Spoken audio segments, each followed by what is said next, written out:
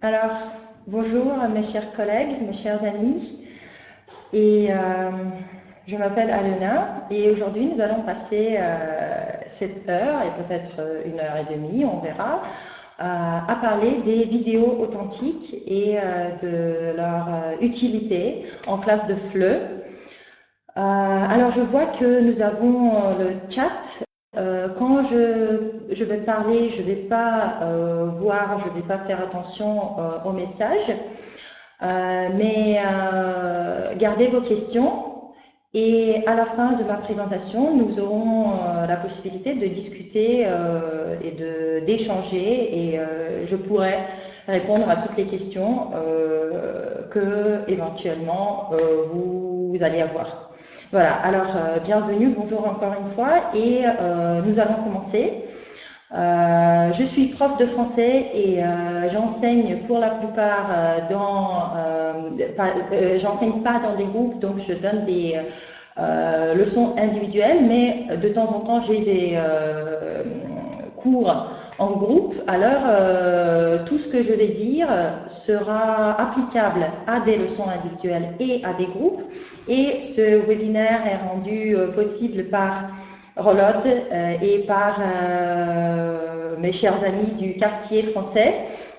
Alors voilà, on commence et j'espère que je ne vais pas vous dire une chose complètement nouvelle en parlant des vidéos parce que j'imagine que tout le monde utilise des vidéos en classe. Alors pourquoi utilise-t-on les vidéos? On les utilise comme document déclencheur pour introduire un sujet, pour familiariser les élèves avec le thème de la leçon. Et d'habitude, ce sont des documents courts. Ce sont des vidéos d'1 minute ou peut-être même moins. Et ce sont des documents qui sont faciles du point de vue de vocabulaire et même ça peut être des vidéos muettes et on peut proposer à des apprenants de commenter, de nommer, donc de travailler avec l'image. Et là, j'ai mis le lien et j'espère que ce lien sera disponible pour vous. C'est le site internet qui permet de couper la vidéo facilement en ligne. Donc, on peut trouver le passage dont nous avons besoin et couper 1 minute 30 secondes pour utiliser la vidéo comme document déclencheur. Deuxième fonction des vidéos, c'est bien sûr d'utiliser des vidéos comme la base de production orale. On peut résumer des vidéos, on va en parler plus tard, on peut exprimer son point de vue. Dans ce cas-là, ce sont des vidéos de longueur moyenne, de 3 à 5 minutes, pas plus. Pourquoi? Parce que si nos apprenants ont besoin de regarder la vidéo, par exemple, 2 fois, en classe, donc ils vont passer 30 minutes à regarder plusieurs fois la vidéo, ça ne va pas du tout.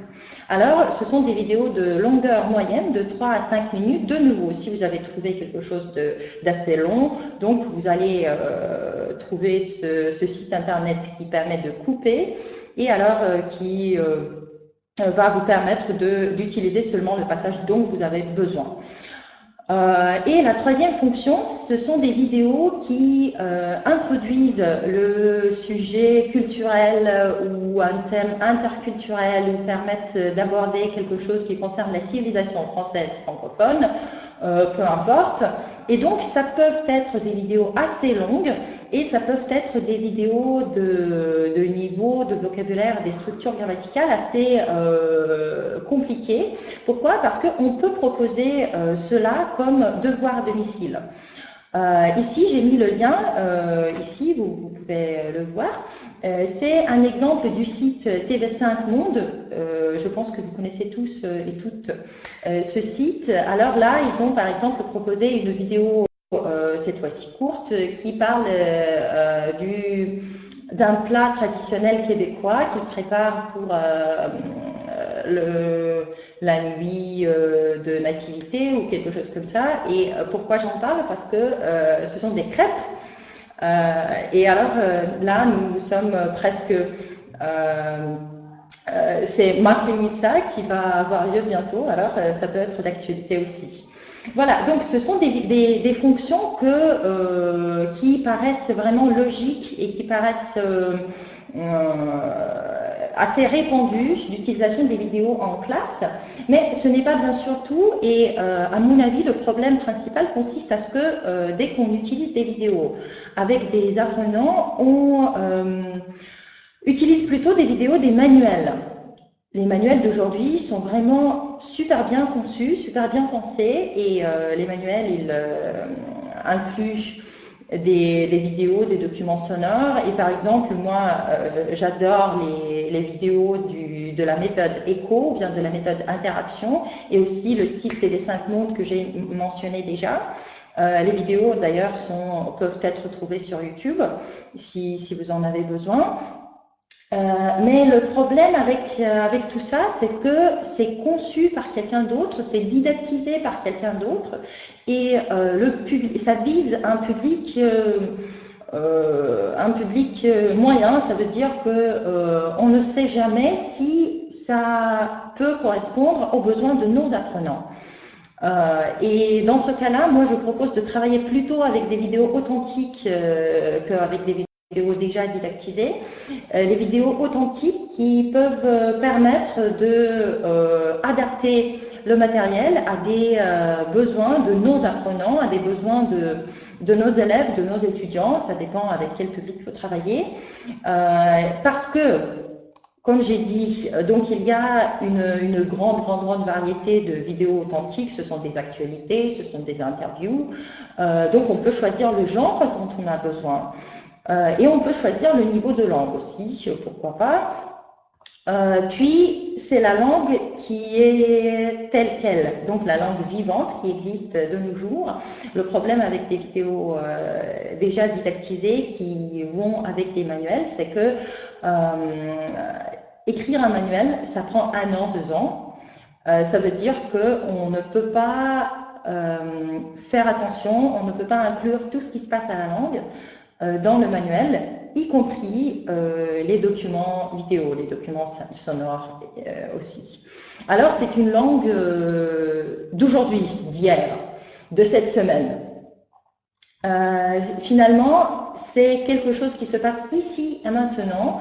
Par exemple, si il y a des froids, je ne sais pas, à Paris, donc on peut prendre la vidéo des actualités d'hier, du journal de 20 heures et ainsi de suite. Donc, on peut traiter de quelque chose de grande actualité qui, bien sûr, rentre dans le domaine d'intérêt de nos apprenants. Bien sûr, s'ils ne s'intéressent pas à la mode, il ne faut pas parler de la semaine de mode. Et tout ça, logiquement, et j'espère que ça va donner et ça va développer la motivation de nos apprenants, de nos élèves, de nos étudiants pour travailler plus avec la compréhension orale, avec tout ce qu'on peut faire avec la vidéo. Alors les vidéos authentiques développent davantage la motivation et correspondent mieux pour le faire que les vidéos du manuel. Pardon. Je parle des vidéos authentiques, mais vous pouvez avoir questions où les trouver. Donc, on a tous Internet, mais je vais vous donner quelques sites, quelques pistes de recherche, ce que moi j'utilise largement. Alors, la première chose que j'utilise, j'ai liké sur Facebook la page de la chaîne France 3, c'est la chaîne régionale, j'ai Franche-Comté et j'ai Normandie, France 3 Franche-Comté, France 3 Normandie. Ils postent pas mal de vidéos, de courtes vidéos, actualités, faits divers, quelque chose d'amusant. Donc on peut l'utiliser, on peut l'adapter facilement et c'est vraiment quelque chose de très d'ici et maintenant et qui suscite déjà des débats. Par exemple sur Facebook, on peut utiliser cet espace de commentaires aussi comme support, comme document déclencheur. Alors France 3. Deuxièmement, France TV Éducation, comme moi j'intéresse beaucoup à des questions éducatives, alors je suis régulièrement ce qu'ils postent. Donc là, ce sont des vidéos liées au sujet de l'école en général et de l'éducation au sens le plus global. Là aussi, dès que vous avez le thème à aborder qui est lié avec l'éducation, donc vous pouvez facilement utiliser ces vidéos au lieu, par exemple, des vidéos des manuels qui peut-être datent un peu. Bien sûr, il y a France TV Info et sur Facebook, ils ont des versions sous-titrées, ce qui peut être de grande utilité avec les apprenants B1 qui sont faibles ou bien même des niveaux inférieurs. Par contre, si vous avez besoin de ces vidéos de France TV Info sans sous-titres, vous pouvez chercher facilement sur YouTube. Et donc la même vidéo que moi, par exemple, je trouve sur Facebook, qui est dans ma liste de publications sur Facebook sous-titrée, je tape le titre sur YouTube et je trouve la même version non sous-titrée. Et bien sûr, il y a aussi France Culture, qui est un grand site, une grande ressource pour tout ce qui est en France et tout ce qui est culture. Les vidéos là sont beaucoup plus longues. Ce sont des interviews, peut-être des archives, des sujets sur une personnalité. Là, on a le choix. On peut proposer cette vidéo comme devoir à domicile, ou bien, je ne sais pas si vous avez de longues leçons, ou bien un atelier de vidéo, pourquoi pas. Ou bien on peut trouver le passage qui nous intéresse, utiliser le site qui nous permet de couper ce qui nous intéresse et d'utiliser les vidéos de France Culture facilement aussi. Finalement, je pense que vous connaissez, mais sinon je conseille vraiment, c'est le site qui est pour les préadolescents et les adolescents, Un jour une actu. Il y a sur YouTube, il y a leur chaîne Un jour une question. Ce sont des vidéos courtes, 1 minute 30 secondes à peu près. Et donc, ce sont des notions abstraites ou bien des notions de la vie, disons, adulte, qui sont expliquées de la manière ludique aux enfants à partir, je ne sais pas, de 9 ans, puis ça dépend. Donc j'utilise, je dois avouer que j'utilise ces vidéos aussi avec des adultes, mais par exemple, je leur demande d'écrire la dictée en utilisant cette vidéo. Voilà, alors si vous travaillez avec les enfants, avec les adolescents, ce lien sera de grande utilité pour vous. Et puis bien sûr, vous pouvez trouver des youtubeurs, des blogueurs qui postent quelque chose sur le sujet qui intéresse vos apprenants.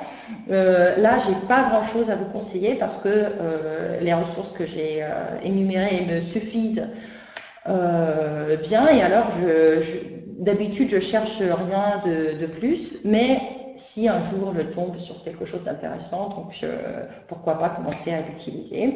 Et si vous, par exemple, vous avez quelque chose d'intéressant, vous pouvez partager avec tout le monde dans le chat en ce qui concerne les blogueurs, les youtubeurs que vous peut-être utilisez régulièrement. La question que j'ai déjà abordée un tout petit peu, c'est la longueur des vidéos, et j'ai expliqué que la vidéo qu'on regarde en classe, prenons que la leçon dure 60 minutes, alors la vidéo, à mon avis, et du point de vue méthodologique, ne doit pas dépasser 5 minutes maximum, et c'est avec des avancées qui, par exemple, auront besoin de 2 visionnages maximum, mais si ce sont par exemple des B1 et la vidéo est assez compliquée du point de vue linguistique, alors 1-2 minutes pour pouvoir leur permettre de revisionner, de regarder la vidéo plusieurs fois pour pouvoir prendre le maximum, pour pouvoir trouver pour pouvoir enrichir leur vocabulaire et leur structure, leur connaissance grammaticale aussi. Et pour pouvoir continuer le travail et pour pouvoir aller plus loin avec la production, par exemple, orale, donc on ne va pas passer une le son à regarder la vidéo. Alors 3 minutes, 5 minutes maximum, mais vraiment maximum. Quelle activité peut-on proposer avec les vidéos? Je pense que vous connaissez tous le schéma classique. C'est avant le visionnage, pendant le visionnage et après le visionnage. Je crois que ce sont tous les manuels qui proposent les tâches sur des vidéos, donc suivent ce schéma.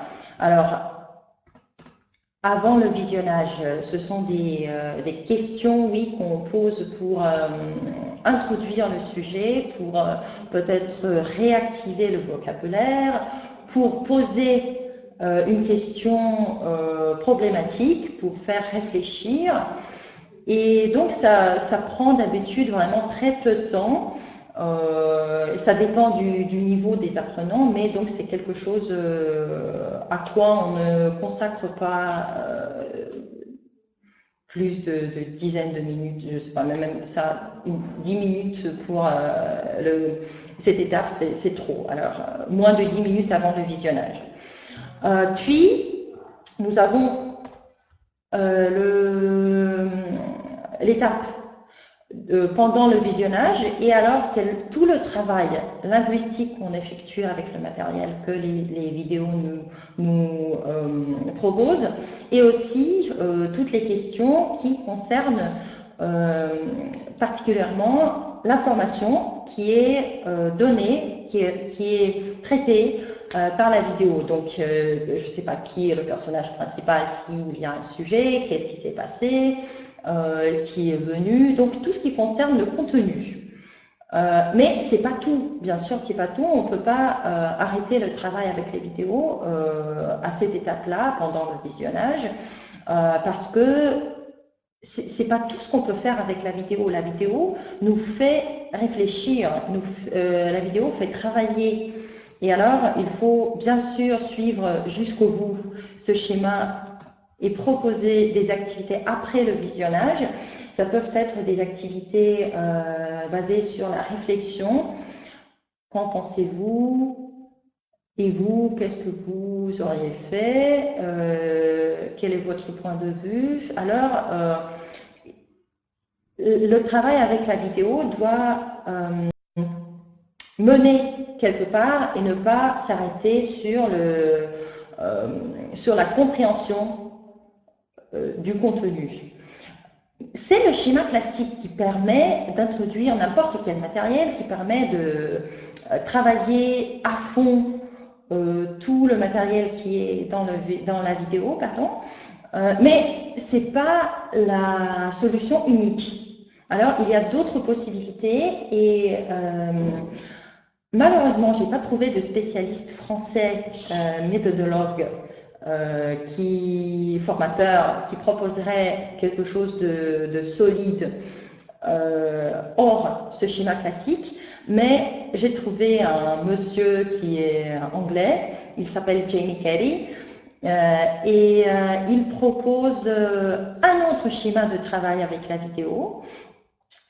Plus exactement, il propose par exemple de changer de perspective et de montrer la vidéo avec image, donc sans son, ou bien sans image, avec le son seulement. Si vous avez le groupe, vous pouvez diviser le groupe en deux mini-groupes et leur donner des tâches différentes, par exemple, et puis ils vont échanger. Si c'est une leçon individuelle, alors on peut choisir une option, soit on montre seulement la vidéo muette sans son la première fois, soit on permet d'entendre seulement le son, la bande, oui, ce qui se passe. Et donc l'apprenant, ils doivent soit deviner ce qui se passe sur l'écran, soit deviner ce qu'ils disent les personnages dans la vidéo. Oui. Donc, et ça change un peu par rapport à ce qu'on a l'habitude donc ce qu'on fait d'habitude avec les vidéos. Puis, bien sûr, on peut montrer le tout début et demander de prédire la suite de la vidéo. Et ce qui est plus intéressant pour moi, par exemple, on peut élargir les cadres de l'écran au sens de réfléchir à celui qui a fait cette vidéo. Et ça marche très bien avec les vidéos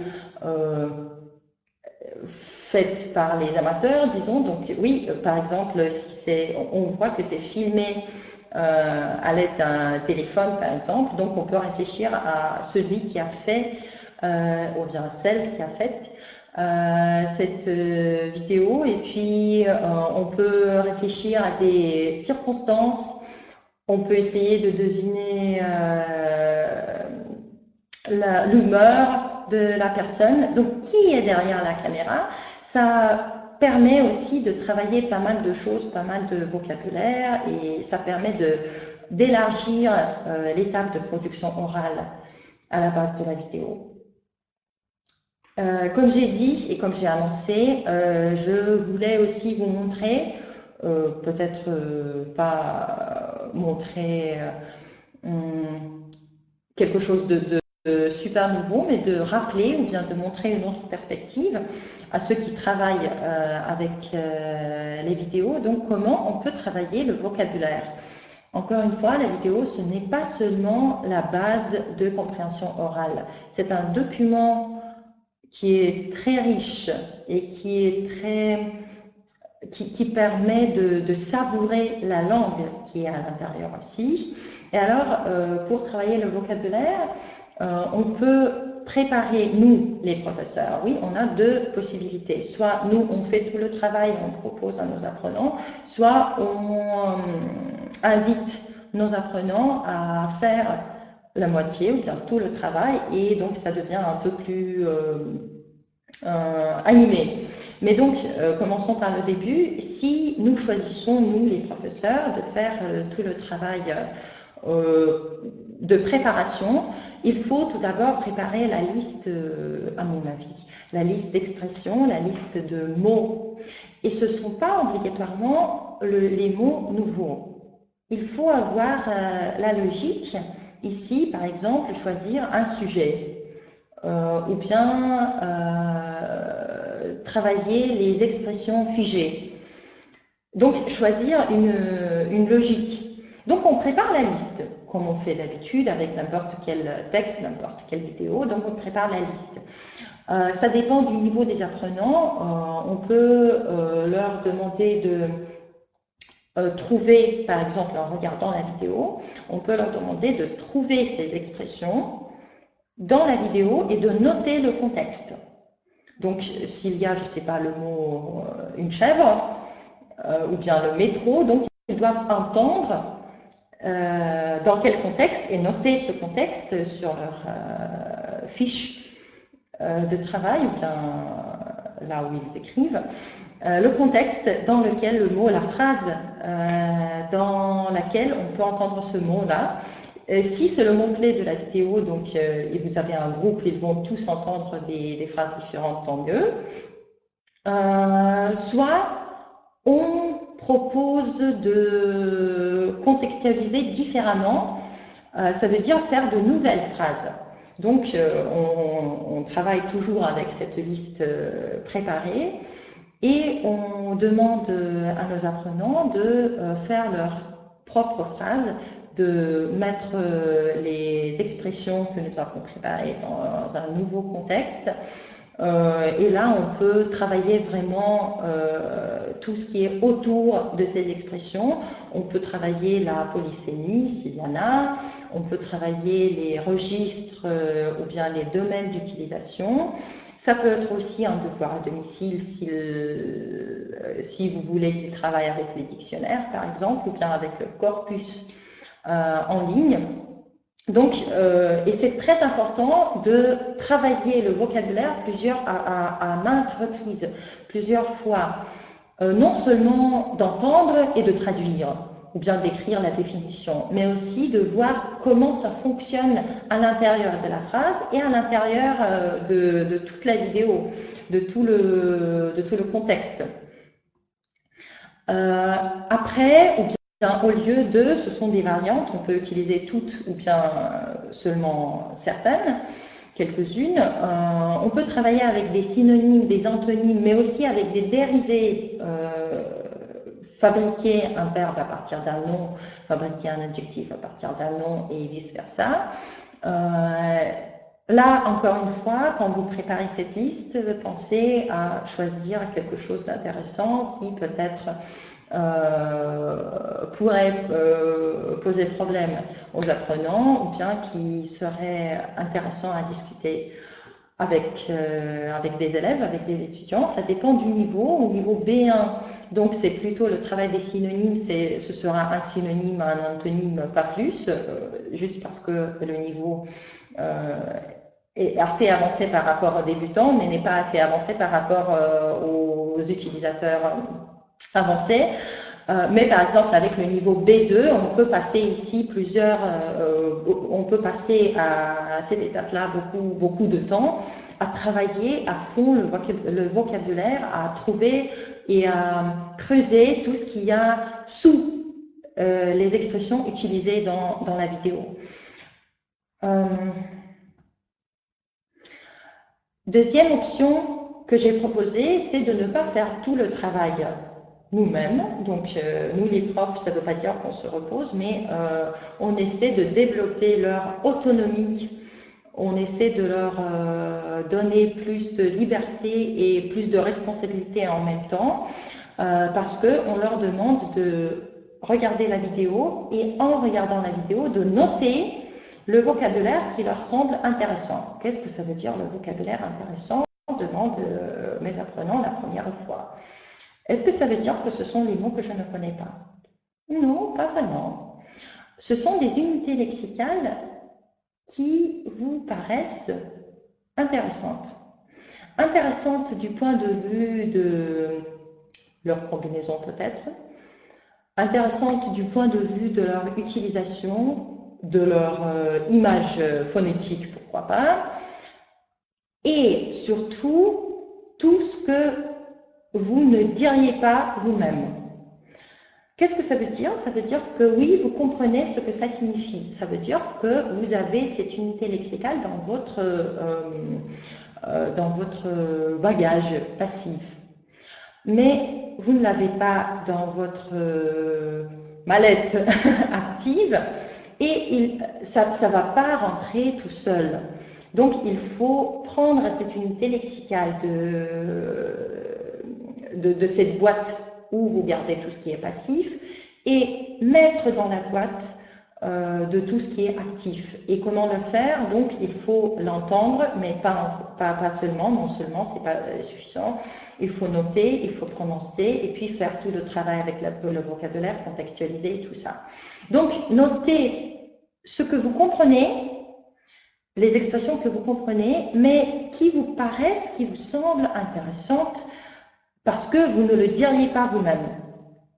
Et d'habitude, cette idée d'intérêt est accompagnée d'un sentiment que c'est beau, que c'est intéressant, je n'y ai jamais pensé. Moi, je le fais régulièrement moi-même quand je regarde tout ce que je regarde, et puis quand j'écoute aussi. Donc chaque fois, je ne sais pas, toutes les 5 minutes, j'entends quelque chose d'intéressant et je dis que c'est intéressant, je n'y ai pas pensé, je ne le dirai pas moi-même. Alors, c'est ça le vocabulaire qui serait lié aux émotions des apprenants. C'est ça ce qui leur permettra de tisser ce lien avec la motivation personnelle. Et puis, on continue le même schéma. Alors, on leur demande de contextualiser, de décrire le contexte de la vidéo. On leur demande de faire leurs propres phrases, d'aller voir sur leur corpus. Si vous ne connaissez pas le site Contexte Reverso, je conseille. vivement. Donc c'est un site qui permet de faire la traduction, mais non seulement. Moi j'apprécie ce site tout particulièrement pour la possibilité de voir comment ça fonctionne dans des contextes différents. Contexte.reverso.net, j'imagine, mais vous allez trouver facilement sur Google, sur n'importe quel moteur de recherche. Donc ils peuvent utiliser contexte Reverso pour faire leurs propres phrases, pour voir comment ça fonctionne dans d'autres contextes. Et c'est pas tout, parce que tout ce qu'ils ont fait, ou bien tout ce que vous avez fait en tant que prof, tout ce travail, c'est le travail de préparation. Après, il faut bien sûr introduire tout ce qu'on a trouvé, introduire dans la production écrite ou bien orale. Mais avant cela, j'imagine que vous connaissez ce ressource Quizlet. Ce site permet de créer des cartes et de travailler avec le vocabulaire, et ça, en fait, ça dépend du niveau des apprenants, ça dépend de votre imagination, ce que vous proposez de faire avec le vocabulaire trouvé. Là, j'ai fait la photo de l'écran, vous pouvez trouver d'ailleurs si vous allez sur Quizlet. Vous allez trouver facilement cet ensemble de cartes sur la vidéo. Les élèves français sont trop stressés. La vidéo que j'ai trouvée sur France TV Info. Et là, comme c'était fait pour le niveau B2, presque, alors j'ai opté, bien sûr, je n'ai pas opté et je n'ai pas choisi de donner la traduction, bien sûr que non. Et même, j'ai décidé de ne pas donner la définition. Alors, j'ai décidé de donner le contexte que j'ai trouvé soit dans la vidéo même, soit dans le corpus linguistique. Et là, j'ai mis, voilà, donc vous pouvez utiliser et suivre ce schéma, ou bien si le niveau de vos apprenants ne le permet pas encore, ou bien vous avez d'autres objectifs, alors vous pouvez utiliser la traduction, mais je pense qu'à niveau vraiment, à des niveaux B1+, la traduction ne sert pas grand-chose, ne permet pas de faire grand-chose, alors ne sert pas à grand-chose. Puis on peut utiliser la définition ou bien des synonymes, pourquoi pas. Des synonymes, des antonymes, ça dépend de ce que vous voulez faire après. Si c'est une révision, ou bien c'est une introduction du vocabulaire, ou bien c'est juste un sujet passager et vous ne voulez pas rentrer trop dans les détails. Mais si vous n'utilisez pas encore Quizlet, alors utilisez faites les cartes. Si vous le faites régulièrement et vous proposez à vos apprenants des combinaisons et des ensembles de cartes assez régulièrement, alors un peu plus tard, ils vont commencer à faire eux-mêmes et elles-mêmes leur Quizlet. Alors le site le site permet de faire les cartes même si on est apprenant. Alors voilà. Et donc ce sera une grande fête le jour où vos apprenants commencent à faire leur propre ensemble, d'assembler leurs propres cartes de partout et de travailler avec le vocabulaire de cette manière-là. Le deuxième côté, c'est le côté grammatical. Alors, comment travailler le vocabulaire? On a vu plus ou moins en détail. Si vous avez des questions, on va pouvoir en parler à la fin. Comment travailler la grammaire? Comment travailler la grammaire quand on travaille la vidéo? La vidéo, ce n'est pas seulement la compréhension orale. Alors, tout d'abord, on a aussi 3 options. Et la première de ces options, c'est choisir la vidéo en fonction du sujet lexical que vous travaillez à ce moment-là. Et puis, quand vous regardez la vidéo, vous, en tant que prof, vous trouvez une structure intéressante. Ça va suffire. Et je vous assure que dans n'importe quelle vidéo, il y a au moins une structure intéressante, une structure grammaticale intéressante.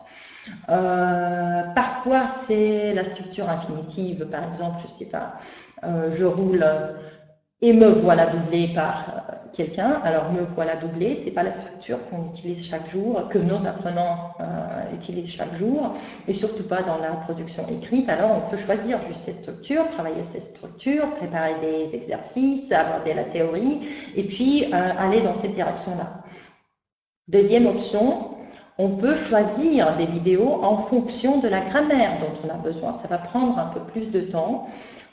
Donc, puisqu'il n'y a pas de moteur de recherche, trouver des vidéos authentiques, actuelles, sur le passé composé. Non, bien sûr que non. Mais on peut supposer que, par exemple, si on nous propose des actualités, ça veut dire qu'il y aura des événements et peut-être, donc, on va parler, ou bien si c'est le reportage, je ne sais pas, du festival de Cannes, qui a eu lieu il y a quelques jours, alors on peut supposer qu'il y aura le passé composé utilisé dans cette vidéo. On peut choisir la vidéo en fonction du matériel grammatical dont on a besoin. Et troisième possibilité, c'est tout simplement de prendre la vidéo que vous avez envie de prendre, ou bien qui correspond à la situation que vous travaillez maintenant, ces leçons-là, et de proposer tout simplement de faire avec la vidéo ce que vous voulez faire avec la grammaire. Comment? Ça se fait facilement avec le conditionnel présent-passé, par exemple. On peut regarder n'importe quelle vidéo et puis proposer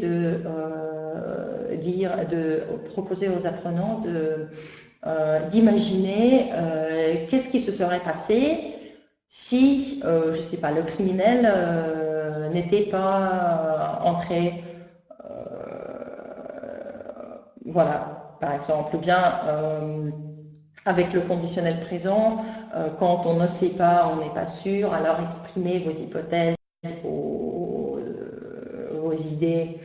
Donc avec le conditionnel c'est facile, c'est ce qui me vient comme exemple maintenant, mais on peut réfléchir et trouver des activités pour n'importe quel sujet grammatical, de modification, de reformulation, mais à la base de la vidéo qu'on vient de regarder, comme on travaille par exemple avec un texte, pourquoi pas. On peut d'ailleurs prendre la transcription de la vidéo après avoir travaillé avec le vocabulaire, pourquoi pas, et se servir de la transcription de la vidéo comme d'un texte. Et bien sûr, comme j'ai dit, il ne faut pas laisser la vidéo justement à l'étape de la compréhension orale, puisque ça va rester passif. Donc, si on fixe l'objectif de prendre quelque chose de passif et de mettre dans la boîte active, alors il faut introduire des activités sur la production orale et la production écrite. Et qu'est-ce qu'on peut proposer comme activité? C'est tout ce que vous faites déjà. Arrêter, prédire ou bien lire tout simplement le titre. La vidéo s'appelle comme ça. Et alors, qu'en pensez-vous de quoi il va s'agir dans cette vidéo? Ou bien arrêter juste au milieu à un moment le plus intéressant s'il y a un sujet dans la vidéo. Et demander de prédire. Puis on peut demander de imaginer le dialogue si on regarde la vidéo muette. Ou bien de décrire l'image si on écoute tout simplement la bande sonore. Bien sûr, on peut résumer la vidéo tout simplement, une activité parfois un peu boiteuse mais efficace à 100%. Donc, le travail avec le résumé, ça sert à maîtriser les moyens de raccourcir, par exemple. Ça permet de travailler les moyens de synonymie, antonymie, des structures identiques. Donc, résumer, c'est un exercice super efficace. Pourquoi pas le faire aussi avec les vidéos? Mais c'est pas bien sûr tout. Parce que si on s'arrête à résumer toutes les vidéos, ça rend cet exercice un peu ennuyeux pour les apprenants, parce qu'ils vont savoir que chaque fois qu'ils regardent la vidéo, ils vont... donc la tâche sera de résumer le contenu, et donc on perd un peu cette magie qui nous permet de tisser ce lien avec la motivation personnelle. Pourquoi pas proposer de raconter, de résumer, de raconter, comme vous voulez, la vidéo, mais d'un autre point de vue. Par exemple, la vidéo dont je vous ai parlé, les élèves sont trop stressés, donc ce sont les élèves qui parlent dans la vidéo, mais on peut proposer de raconter la vidéo, mais du point de vue des professeurs. Pourquoi pas du point de vue du directeur de l'école? Pourquoi pas du point de vue des parents? Pourquoi pas du point de vue de l'inspecteur de l'éducation nationale? Pourquoi pas du point de vue des examinateurs ou bien des professeurs des universités qui vont accueillir bientôt ces élèves qui n'aiment pas écrire les tests parce qu'ils sont stressés. Alors, varier le point de vue, ça permet d'un côté de résumer, de travailler tout ce qu'on veut travailler, le vocabulaire, la grammaire, le contenu, de travailler la cohérence de la parole, mais non seulement ça varie beaucoup l'exercice et ça permet aussi d'activer l'imagination et de changer de perspective. Exactement. Ou bien, c'est ce que nous faisons, nous proposons aussi à nos apprenants d'exprimer leur point de vue, leur opinion sur ce qui se passe. Je ne sais pas si c'est une vidéo qui concerne le changement climatique. Alors, voilà, si c'est un groupe d'élèves, on peut organiser des débats, mais j'imagine que c'est ce qu'on fait d'habitude. Là, je ne vais pas m'attarder. Et bien sûr, comme on est au niveau B1+, on peut penser aussi aux examens d'ALF, voir comment cet examen travaille avec la compréhension orale. Ce ne sont pas des vidéos, ce sont des documents audio, mais pourquoi pas les remplacer par des vidéos pendant la préparation. Par exemple, au niveau B2, oui, on propose de dégager la problématique. Dégager la problématique, c'est déjà un immense travail qui prépare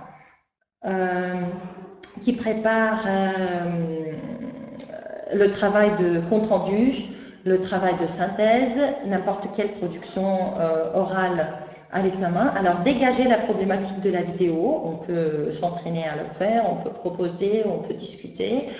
Et puis, de faire une sorte de compte-rendu à l'oral. Compte-rendu, ce n'est pas un résumé. Compte-rendu, c'est quelque chose qui change de structure par rapport à la structure initiale, parce que le résumé doit suivre chaque étape. Le compte-rendu peut et doit structurer plus logiquement que le document initialement proposé.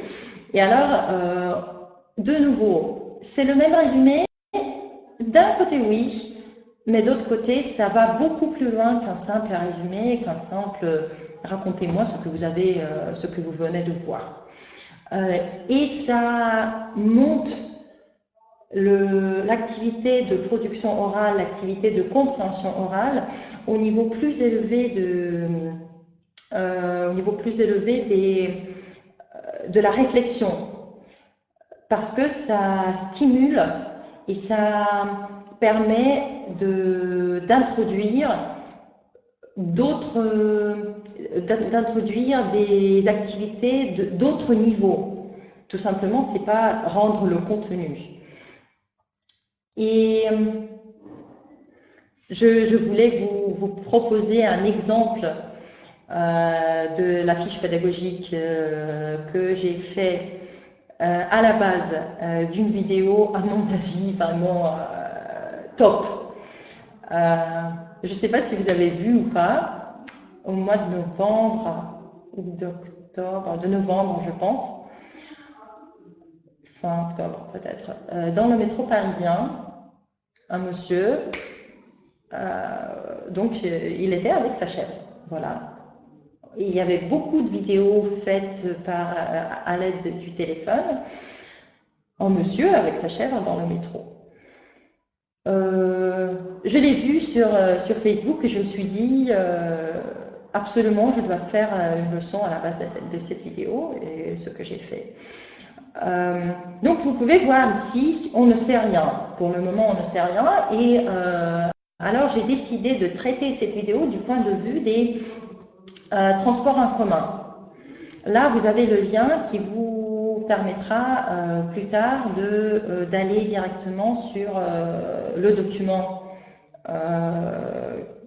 celui-ci. Donc là, ce sont des photos, mais le document pourra être trouvé en suivant ce lien-là.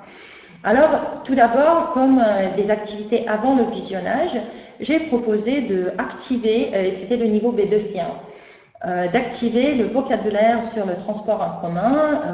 Et donc, voilà, j'ai demandé quels sont les problèmes, est-ce que la personne est satisfaite ou pas du fonctionnement du transport en commun, et ainsi de suite. Donc, on a révisé le vocabulaire. Et c'était déjà une sorte de production orale et la préparation au visionnage. Et ah oui, et la deuxième tâche ici, c'était puisque je savais de quoi la vidéo allait parler, alors j'ai demandé à la personne de se rappeler des situations où elle ou il, elle, la personne c'était une jeune fille, elle était en retard au travail et quand elle était en retard au travail, elle inventait des excuses chimériques, ou bien à l'école par exemple, quand on est en retard à la leçon, donc on dit désolé, je sais pas, j'ai dû aider une vieille femme parce qu'elle ne pouvait pas traverser la rue toute seule. Donc, on a ce stéréotype d'inventer des excuses. Alors, je lui ai demandé si elle le faisait ou bien si elle connaissait des gens qui le font de nos jours, peut-être dans son bureau ou quelque part là où elle travaille.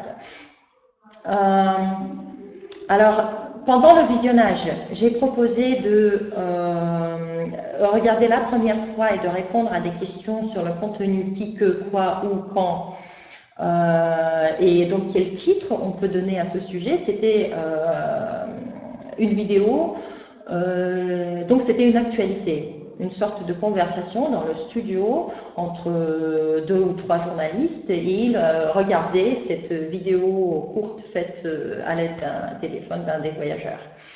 Donc j'ai fait moi-même le travail sur le vocabulaire, j'ai noté quelques expressions que je voulais qu'elle trouve en regardant la vidéo. La deuxième fois, ou bien on aurait pu le faire ensemble. Donc la première fois, elle a les questions qui, que, quoi, où, donc pour le contenu, et le travail sur le vocabulaire. Et donc, puis on peut travailler avec les dérivés, avec les synonymes antonymes, ça dépend. Puis j'ai trouvé une expression, l'expression qu'on proposait dans la vidéo, c'était trouver un bouc émissaire, l'expression qui, donc vous imaginez le contexte, il y a une chèvre, et les gens qui étaient en retard au travail à cause de ce monsieur qui avait une chèvre dans le métro, bien sûr il y avait la police qui est arrivée pour régler le problème. Et alors le métro, bien sûr, ne fonctionnait pas pendant, je sais pas, une dizaine, une vingtaine de minutes. Les gens sont passés et bien sûr tout le monde est arrivé avec un retard considérable. Et alors quelqu'un qui vient au travail, il trouve un bouc émissaire pour dire que, excusez-moi, je suis en retard parce que dans le métro, il y avait une chèvre.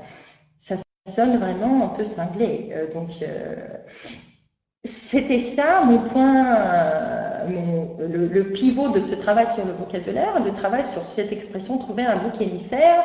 Et puis, on a pas mal discuté d'autres contextes d'utilisation de cette expression, d'autres situations. Il m'a proposé ses propres exemples et ainsi de suite. Tout ça, c'est aussi, à mon avis, dans le stage de pendant le visionnage, parce que donc on parle de ce qui se passe dans la vidéo. Et aussi la troisième fois, si nécessaire, parce que pour le moment, on a déjà regardé 2 fois, on a discuté le vocabulaire, on a proposé d'autres contextes, donc le contenu de la vidéo devient plus ou moins déjà connu. Alors, il y a 2 questions sur le contenu. Et la troisième question qui fait un pont aussi déjà avec le stage après le visionnage, l'étape après le visionnage, pardon, qui est centrée sur l'étudiant, qui était centrée sur l'étudiante. Qu'est-ce qu'elle pense de cet homme? Et alors, d'ailleurs, elle a pu répondre à ces questions sans avoir regardé la troisième fois la vidéo. Puis, j'ai proposé un travail sur la grammaire. Ici, j'ai mis la phrase prise de la transcription, dans laquelle il y avait le conditionnel passé, qui était d'ailleurs un des sujets qu'on travaillait à ce moment-là. Donc, ça est vraiment bien tombé. Et j'ai proposé, là j'ai pas fait de photos, mais j'ai proposé beaucoup d'exercices d'entraînement sur le conditionnel passé pour exprimer l'incertitude d'une supposition sur ce qui s'est passé avant. Puisqu'on ne sait pas pourquoi ce monsieur a pris cette chèvre, où il a pris cette chèvre, alors on peut faire des suppositions sur ce qui s'est passé avant.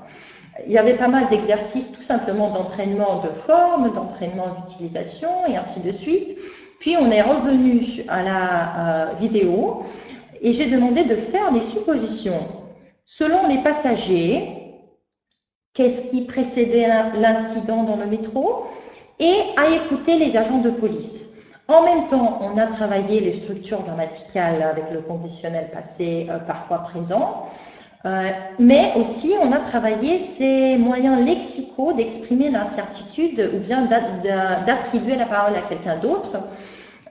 Donc on a vraiment mis ensemble plusieurs enjeux. On a pu travailler avec plusieurs choses ensemble. La production écrite après le visionnage, oui, la production écrite, j'ai demandé d'écrire une petite annonce qui pourrait accompagner cette vidéo, donc une annonce sur un site internet par exemple, pourquoi pas, ou bien sur Facebook, quelqu'un qui dit, bon voilà, 5 phrases, tout simplement pour susciter l'intérêt de ceux qui vont regarder cette vidéo. Et aussi, j'ai demandé à l'étudiante ce qu'elle pensait sur le destin de cette pauvre chèvre et de ce monsieur après l'incident. Alors, elle m'a proposé ses propres variantes, elle m'a raconté, elle m'a dit ce qu'elle pensait. Mais puis, j'ai trouvé aussi cette citation sur un des sites des actualités qui disait que monsieur, donc il était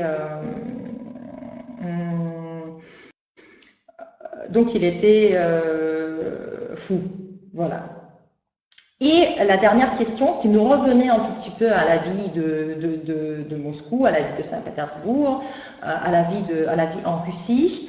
Serait-ce possible dans le métro de notre ville, de notre pays aussi? Et puis on a pu aborder aussi un sujet de différence interculturelle et d'organisation du métro en particulier, parce que à Paris par exemple, le métro est beaucoup moins surveillé par des gens. Donc à Moscou, moi en particulier, j'imagine pas cette situation que n'importe qui entre avec n'importe quoi dans le métro, alors parce que chez nous il y a beaucoup de contrôle. Et donc c'est comme ça qu'on peut travailler avec la vidéo en proposant des activités qui changent un peu par rapport à ce qu'on a l'habitude. Par rapport à ce que nous faisons d'habitude et à ce que nos étudiants s'attendent. Et pour conclure, je voulais juste résumer et dire que on peut utiliser la vidéo pour travailler la compréhension orale, et ce que nous faisons tous et toutes. Et là, on n'a pas besoin de répéter encore une fois. Aussi, la vidéo ne doit pas s'arrêter et ne doit pas rester tout simplement dans cette section de compréhension orale, mais aussi passer à l'étape de production orale et écrite c'est bien si c'est et oral et écrite.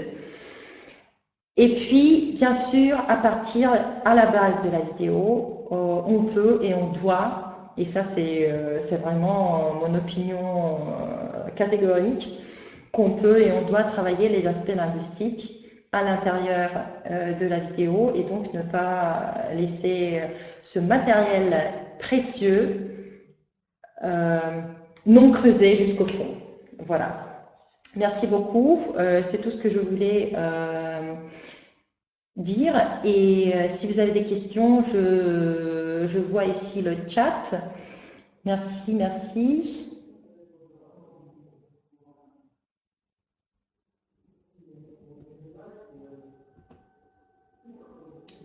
Voilà, si vous avez quelques questions ou bien vous allez réaliser que certains liens ne marchent pas dans cette présentation, alors vous pouvez me contacter, je vais vous envoyer les liens.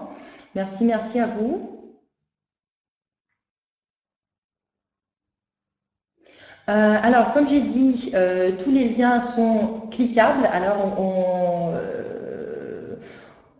normalement, on doit pouvoir passer au site internet en cliquant les liens, mais si par hasard ça ne marche pas ou bien vous n'avez pas accès à la présentation avec les liens, je ne sais pas comment ça fonctionne, vous pouvez me contacter, vous avez mon mail ici, vous avez mon Facebook ici, vous pouvez me contacter, je vais vous envoyer la présentation ou bien les liens comme vous voulez. Voilà. Mais je pense que ça doit fonctionner, ça doit travailler à partir de la présentation. Merci beaucoup. Alors, je vous souhaite bonne soirée. Oui, bonne soirée.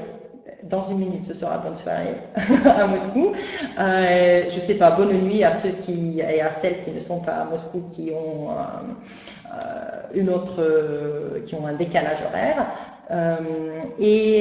Donc, bon travail, bonne continuation, et j'espère que vous allez utiliser plus d'audio aussi, mais de vidéos authentiques en classe de FLE avec vos apprenants. Au revoir.